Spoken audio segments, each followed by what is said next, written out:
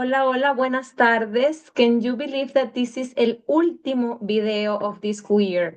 Thank you guys for all the work you put into Spanish. I know it was a crazy year with a lot of things, and because we only meet some weeks, one time, I know it wasn't easy, but you guys did great at trying to keep up, and I'm grateful for that. So this for this video, I decided to just work on our review, our study guide for test 9. So test 9 is a quarter test. So that means actually it's a semester test, I think. Either way, it includes several units, not only unit 9.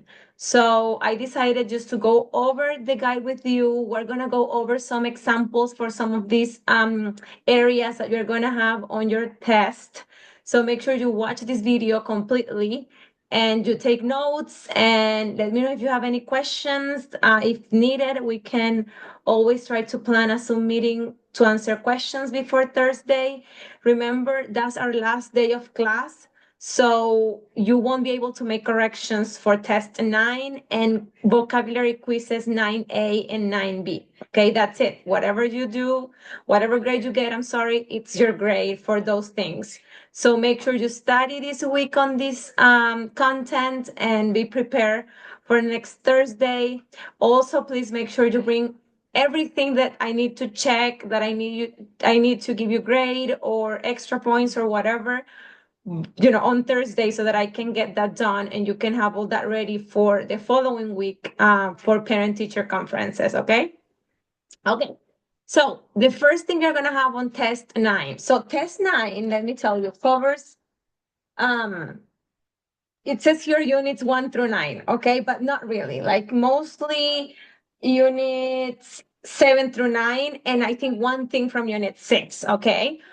Of course, again, they include all those units, especially because of the vocabulary words, okay? Because you're supposed to know all of the vocabulary words that we have been learning since the very beginning so that you can understand most of the sentences presented on this test, okay? But content-wise, like the rules you need to know are mostly from units 8 and 9, some from unit 7, and I think one thing from unit 6. But I put that in here, okay? So I put the sections you need to know and review for this test, okay? Even page numbers for those sections, so no excuses, okay? I'm trying to make it as easy as possible for you. I hope you do your part and appreciate this study guide and take advantage of it, okay? So the first thing you're gonna have to do is multiple choice, and this one is for adverbs, okay? And let me see, you have to review sections 9.2 through 9.6. And these three sections they're talking about adverbs. How do you place them? So you can even do it now if you want to. You can pause this video and go and review those units if you want, or you can and finish watching the video and then go and do the study guide at your own pace. But sections 9.2 through 9.5, they talk about adverbs, like they introduce a lot of adverbs in Spanish and the rules, okay? Like if an adverb is modifying a verb, is gonna be placed before the verb, okay? And if it's after the verb. I don't want to confuse you. After the verb. And then if it's modifying an adjective, it's gonna be placed before the adjective that is modifying. And then if it's modifying another adverb, it's also placed before the adverb that is modifying. This is on page 323. Actually, I didn't put the page on here, but it starts on 323. And again, you can look at all those rules there.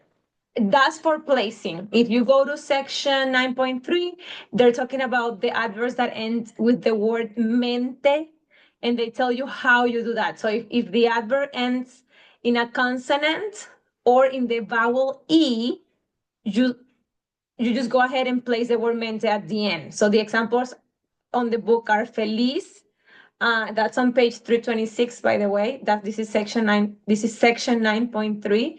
If the adverb ends in a consonant or the vowel E, you just place the word mente right after. So feliz, felizmente. Diligente, diligentemente. Okay, and that way you're making that word an adverb. Okay. If you have an adjective, I'm sorry, the adjective, you're making it an adverb. Now, if you have an adjective that ends in an O, you need to change it to its feminine form, which is adding an A instead of an O. So you replace the O by an A, and then you add the word mente. Like, for example, rápido. Rápido ends in O, so it's masculine. So you have to put it in its feminine form, rápida, and then you can add the word mente. That's the second rule there. And then the third rule is that if you have two if you want to have two adverbs at the end of a sentence, the first one will be the feminine form, and then without the mente, and then the second one will have the mente at the end. So, for example, él corre rápida y cuidadosamente. So the mente only goes on the second adverb, not the first one. The first one, you have it in its feminine form. And there is one sentence like that in the test on this section, I'm pretty sure. Yes, the last one. So let me show you some examples that I wrote here. For example, so for this section, this is what you're gonna see. You're gonna have a sentence in English, like this one, Sarah runs around the tree, and then you have to give me the correct one, and these are the options. Sara corre antes del árbol, Sara corre adentro del árbol, Sara corre alrededor del árbol, Sara corre afuera del árbol. So you need to know what around means, right? So around, I'm gonna give you the answer, but you should know all of these adverbs. Around is alrededor. Okay, Sara corre alrededor del árbol. So the correct answer here is C. And then I put other adverbs that you need to know. Again, all of these things are in these pages that I just told you, these sections 9.2 through 9.5. You have even one table somewhere on there. Just look at the study guide, and I put all that information there that you need to memorize so that you can recognize these words and have them right on the test. So you need to know at least these ones on here: outside, happily, on time, again, quickly and carefully. When they're put together in a sentence, this is what I just said. It will be rápida y cuidadosamente. Okay, rápida, it's in its feminine form, and then cuidadosamente, okay, will be the second adverb in that sentence. So you need to know these things for the first part of the test, okay? Okay, this is from another section. Okay, so let's go back to the study guide. Okay, so yeah, make sure you review these sections. I put also in here, as you can see, extra exercises that you already did this. Okay, if you worked on unit 9, which you have because I checked your work this week, make sure you go back to these exercises C and D on page 325. Maybe you can try working on them again, or you can just review them. Review exercises A and B on page 327, and this will be for extra practice with the adverbs. Okay, adverb placement and meaning, like what do they mean. Table 9D on page 328, I'm pretty sure that's a table with more adverbs that you should know. Yeah, adverb phrases, and a couple of them are on this section, so you will be able to recognize them if you study the ones on table 9D. And then if you work on content quiz 27, that will give you more. Well, you have to, by the way, you have to do the content quiz 27, because remember, I need to put a grade on those, and that will also give you extra practice with the adverbs. Okay, so that's for the first part of the test. The second part, conjugation. You need to know how to conjugate hacer and tener. Okay, there is not much to say here. This is the section 6.6 that I told you that there was one part from unit 6, is this one. Section 6.6 on page 230 and 7.1 on page 251. Both sections have a table with the conjugations in the present tense for hacer and tener. So you're going to have a section where you're going to have to to conjugate hacer for different subjects. Yo, tú, nosotros, él, ella, and then the same with tener, okay? Know these conjugations. These are easy points. And these you need to know because these are irregular verbs, remember? So the rules that we learn to conjugate regular verbs in the present tense, they don't necessarily these two verbs don't necessarily follow those rules because they are irregular verbs. Okay, so make sure you memorize them and know how to conjugate them. Part two, conjugation two, it's you're gonna have to conjugate regular infinitives, so regular verbs in the present progressive tense. This I talked about this in these past videos from unit 9, where you this is like the ing in English. I'm walking, I'm thinking. In Spanish we add yendo or ando depending on the ending of the infinitive verb. So if the verb ends in ar, like cantar, you need to add ando to make it progressive, like happening in the moment. Estoy cantando. Okay, and you also need to use the verb to be. So estoy cantando, like in English, I am singing. It's the same thing. And then and if the verb ends in er or ar, like for example, comer ends in er, you need to add yendo. Estoy comiendo. Estás comiendo. Okay, so yeah, that's it for the present progressive tense. You can review section 9.1 on page 319 to review how you conjugate those verbs. And if you work if you know when you work on content quiz 26, you are also going to get to practice, okay, these conjugations. Again, these are easy points because you already know how to conjugate estar. Estoy, estás, estamos, está, están, etc. And you just have to add the ando o yendo to the verb, okay? And that will be the present progressive tense.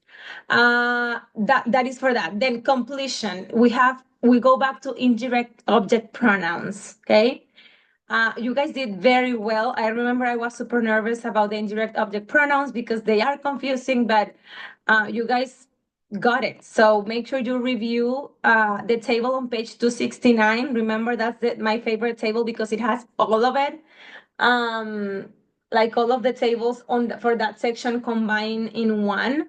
So let me find it, 269. Okay, so we're gonna look at some examples for this.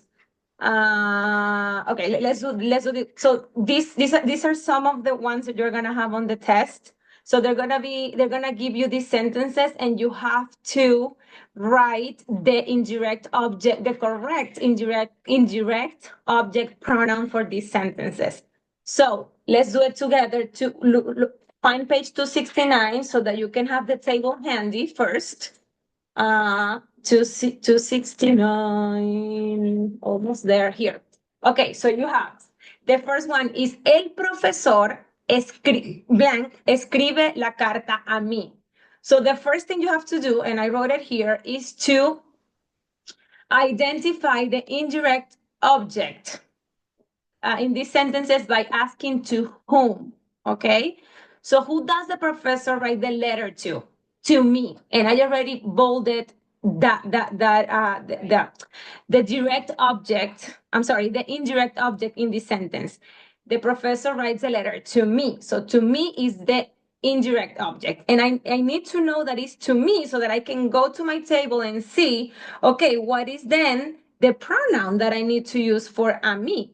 And when I go to that table, I know that a me is me in English. So I know already that it's me, the indirect object pronoun for that sentence. El profesor me escribe la carta a mí. Okay? That will be the Spanish direct object pronoun. I'm sorry, indirect object pronoun. Okay? That is the same anyways. Like if you look at the table, you see that in the table, all of it is the same, and the only line or row that changes is the last row. It's the last row, right? So this table, you should memorize it, and it should be easy because it's all of it is pretty much the same. So, el profesor me escribe la carta a mí. The second one, mamá blank da galletas a nosotros. So, mom gives cookies to us. So, to whom does mom give cookies? To us, nosotros. Okay, so I go to us in my table, and I know that the Spanish indirect object pronoun is nos for us, for nosotros, right? So mamá nos da galletas a nosotros. The next one, el estudiante blank necesita dar los proyectos al profesor. To whom does the student need to give the projects? To the professor. So the professor is him. So I go to my table and I know that the indirect object pronoun that I need to use in Spanish is le, okay? El estudiante le necesita dar los proyectos al profesor, okay? Next one, yo blank mando paquetes a ti. To whom I send packages? To me, right? So I find, to you, a ti. So I find you, and then I know that the indirect object pronoun is te, okay? So yo te mando paquetes a ti. Now the last one here, Juan blank da caramelos a su hermana. To whom does Juan give candy? His sister, okay? So his sister is she or her. So I look at my table and I know that the Spanish indirect object pronoun is le. Juan le da caramelos a su hermana, okay? I hope this made sense. You guys got it pretty well when we were going over this unit. So make sure you understand the table, you know how to use it, memorize the table for the test.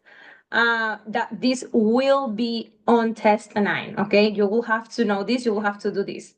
Okay, now next, multiple choice. You are gonna have more, this is another exercise for double object pronouns, and I have an example here to show you. So you will have something like this. La enfermera me da la medicina.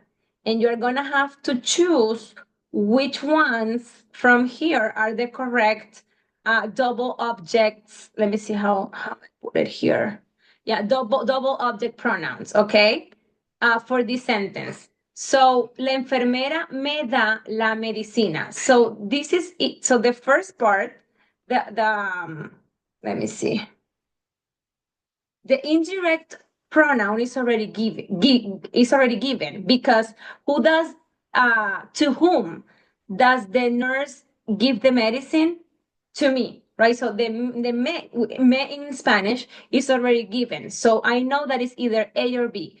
Now I need to identify the direct object, which is in this case la medicina, and then find its pronoun. So if I go to my table on page 269, the direct object pronoun for it is la, okay? La, because it's feminine. It ends in A, la medicina. So the correct answer there is me la. La enfermera me la da, okay?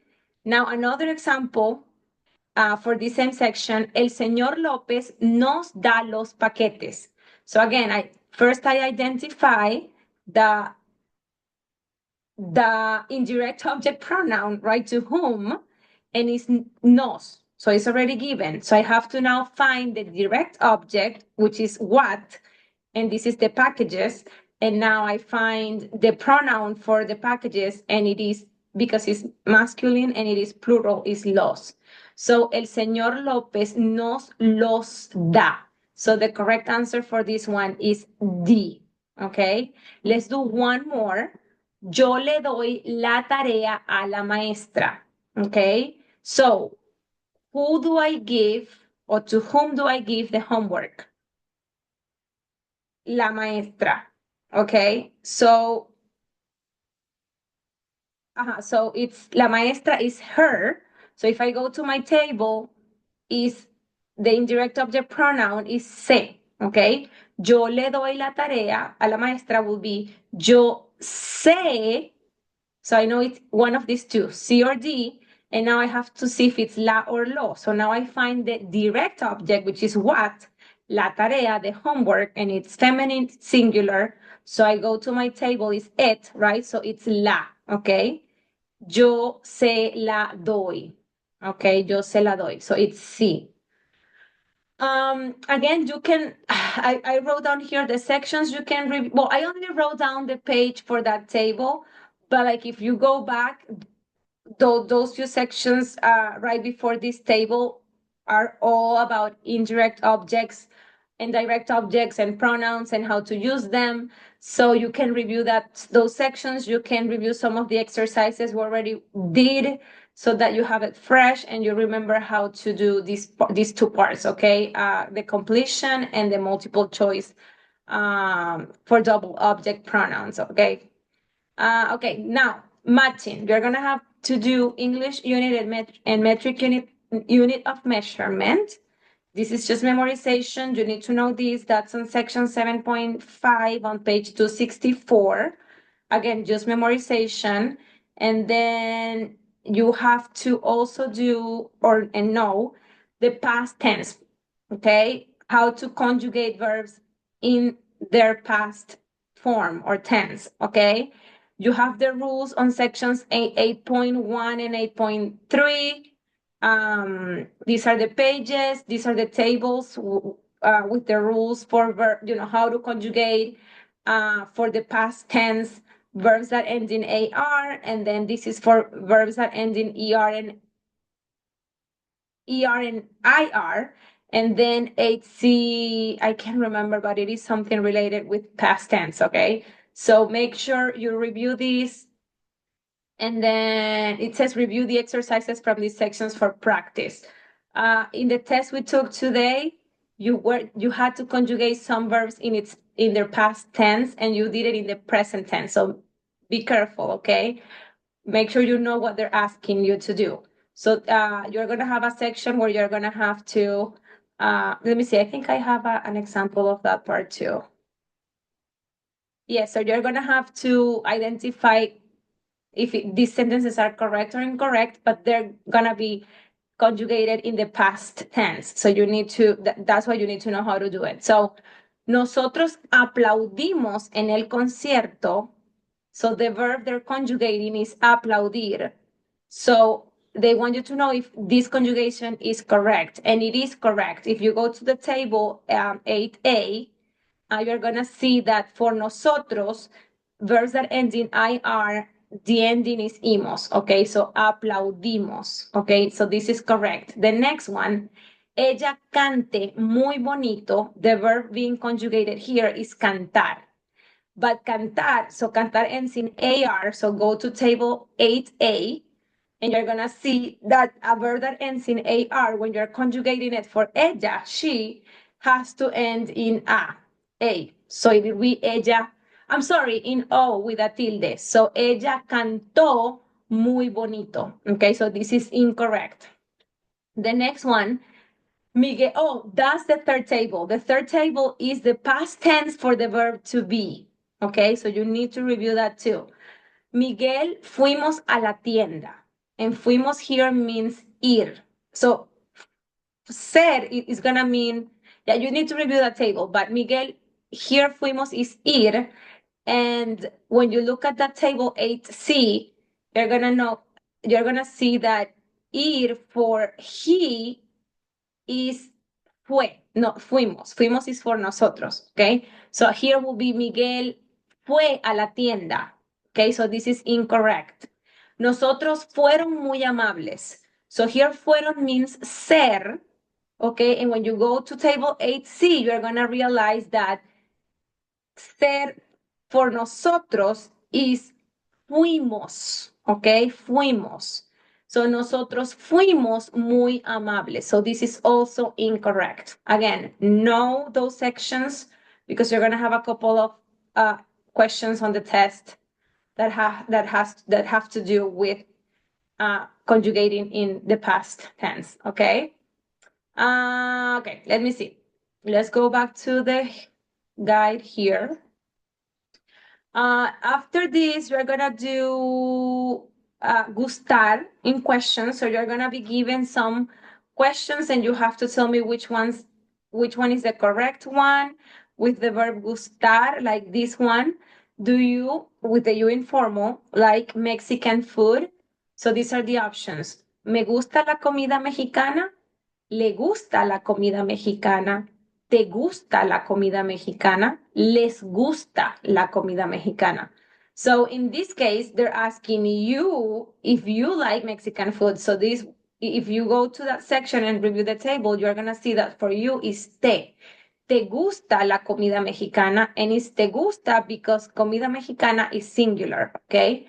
¿Te gusta la comida mexicana? So for this one will be sí. I think I have another example. Yeah.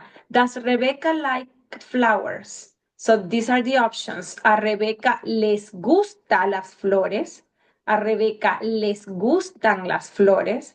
A Rebecca le gusta las flores. A Rebecca le gustan las flores. So for this one, again, look at these examples with your tables. And let me find that really quick. So maybe I can show you. But in this one, the correct one, which one do you think it is? Well, I find this.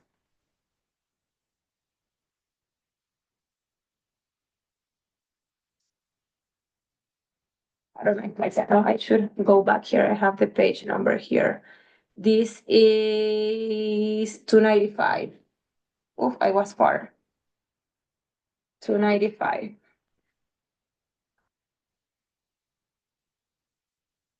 No, but that's not. Okay, here. 301, actually. 301. Okay. So there, let's go back to the example. Does Rebecca like flowers? Okay. So is Rebecca, is she? Okay. So it's le gusta if it's singular and le gustan if it's plural. Okay. Les gustan, sorry, if it's plural. So in this case will be this one. Le gustan las flores. A Rebecca le gustan las flores. Notice that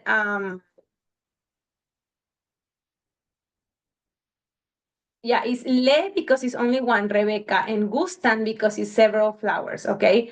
A Rebecca le gustan las flores. If there was more, if it was Rebecca and somebody else, like more than one people, then it will be les gustan las flores, okay? So again, review those sections so that you can understand those rules better. That's for gustar. And then you have a cognate section. This is also memorization. You need to memorize those cognates. We review them today in class. And then the last part, well, the last two parts is gustar versus caer. That is on page 301, and that is, yeah, that's on page 301, and you have there when we use gustar and when we use caer, okay? So we use gustar with things or a special someone, and we use caer bien with people that you like as friends, okay? So you're gonna be given a few things like this, and you have to decide whether you're gonna use caer or gustar. So remember, gustar is with things or a special someone that you like, or caer is with someone that you like as friends, okay? So a ellos les blank bien el maestro, okay? So this is with a group of people liking a person.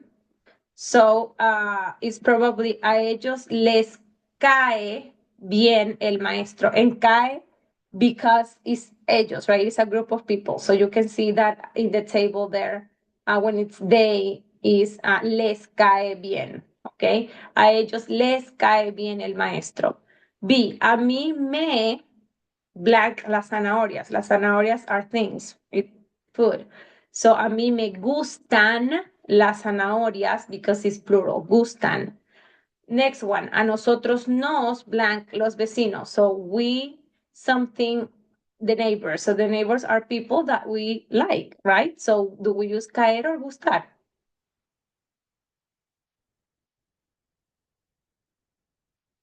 A nosotros nos, actually here is gustan los vecinos. This is confusing.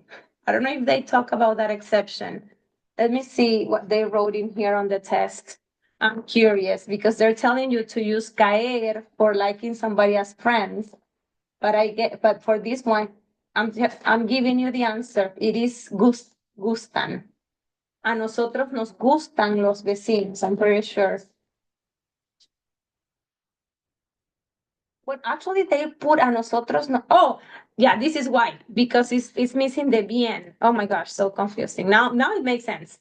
A nosotros nos caen bien los vecinos. Yes, but you can also say a nosotros nos gustan los vecinos. Okay, that will be correct too. But okay, I don't want to confuse you. So for now, just know that if this will be kind of the clue for you, the bien, okay? So that way you know that you have to use caer, but you need to know which conjugation of caer depending on the subject, okay? So pay attention to that.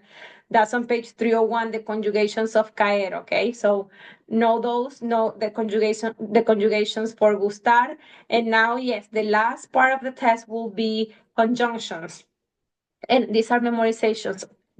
You're gonna be given, you have to match them, okay? You're gonna be giving them in English and Spanish, and you have to match them. So memorize that table and you should be good to go there.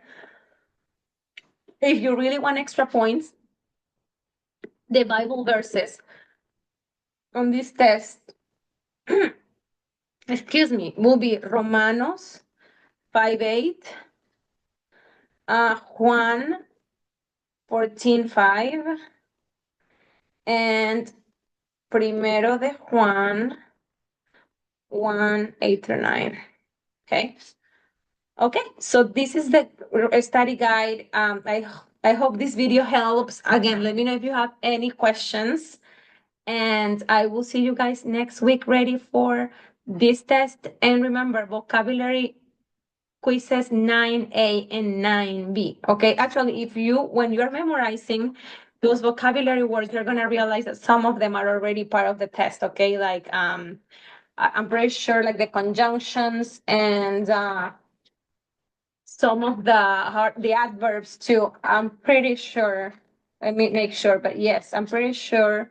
Yeah, some of the adverbs and the conjunctions are part of your vocabulary list. So yeah, you need to study those, and I will see you guys next Thursday. Adios.